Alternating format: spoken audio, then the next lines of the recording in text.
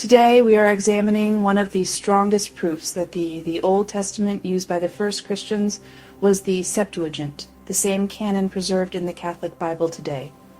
St. Paul and other New Testament writers relied on the Book of Wisdom. The early church fathers quoted it as sacred scripture, yet most Protestants and evangelicals do not include it. If the apostles use these books, Christians today should take seriously the canon the early church received and preserved. We begin with the clearest parallels.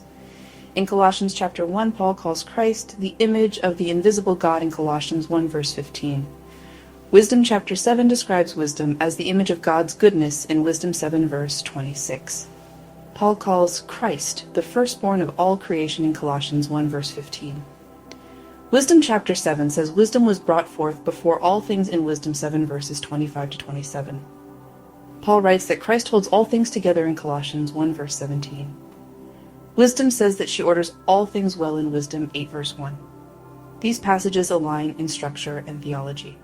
Paul is placing Christ within the categories used by the Book of Wisdom. This shows that Paul's Christology is shaped by a book Protestants later removed. The letter to the Hebrews makes this dependence even more direct.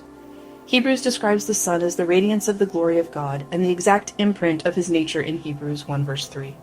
Wisdom chapter 7 describes wisdom as the reflection of eternal light and the spotless mirror of the working of God in Wisdom 7 verse 26. The vocabulary and imagery match almost perfectly.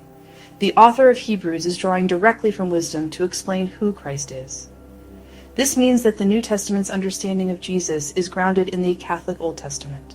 Paul draws from wisdom once again in Romans chapter 1. Paul says that the ungodly became futile in their thinking and that their hearts were darkened in Romans 1 verses 21 to 23. Wisdom chapter 13 describes the same pattern. It says the foolish failed to know God through creation and exchanged the glory of God for images made by human hands in Wisdom 13 verses 1 to 5. Paul's critique of idolatry is not new teaching. It is built upon the doctrine already found in the Book of Wisdom. These are not isolated examples. The New Testament repeatedly echoes books found only in the Catholic canon. James says to be quick to hear and slow to anger in James 1 verse 19. Sirach teaches the identical principle in Sirach 5 verse 11. James warns the rich that their corroded gold will testify against them in James 5 verse 3. Sirach teaches the same theme in Sirach 29 verses 10 to 12. Jesus teaches forgiveness in Matthew 6 verses 14 to 15. Sirach mirrors this teaching in Sirach 28 verse 2. Paul describes the armor of God in Ephesians 6 verses 13 to 17. Wisdom presents the divine armor in Wisdom 5 verses 17 to 20. Revelation 8 verses 3 to 4 describes angels offering incense with the prayers of the saints. Tobit 12 verses 12 and 15 describes angels carrying prayers before God. The New Testament continually draws from the deuterocanonical books. This same pattern appears in the early church fathers. Clement of Rome, writing around the year 96, quotes the Book of Wisdom when teaching about God's power in 1 Clement chapter 27.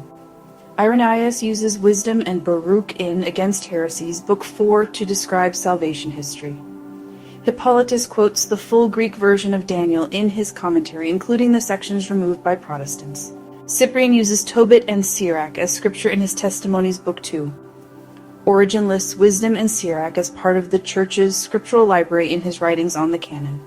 Augustine explicitly defends the full Catholic canon in On Christian Doctrine Book 2 and lists Wisdom, Sirach, Tobit, Baruch, and the books of Maccabees as inspired.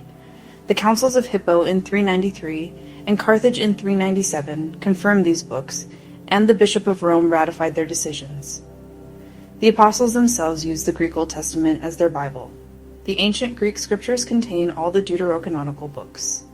This means that Jesus, Paul, the apostles, and the earliest Christian communities prayed, preached, and wrote using a Bible that matches the Catholic Old Testament and not the modern Protestant one. The conclusion is straightforward. If St. Paul used the Book of Wisdom, then removing it creates a Bible smaller than the one the apostles used. If Hebrews uses wisdom to teach Christology, then denying wisdom creates a theological gap in the understanding of Christ. If the early church preserved, proclaimed, and canonized the Deuterocanon, then Christians who seek the original Christian Bible must receive the same canon. If you are exploring Christianity or deepening your faith, this is your invitation to rediscover the full scriptural world of the early church. The books removed during the Reformation were the same books used by the apostles, quoted by the fathers, and canonized by the ancient church. If you found this video helpful, like or comment to support the mission of Catholic evangelization.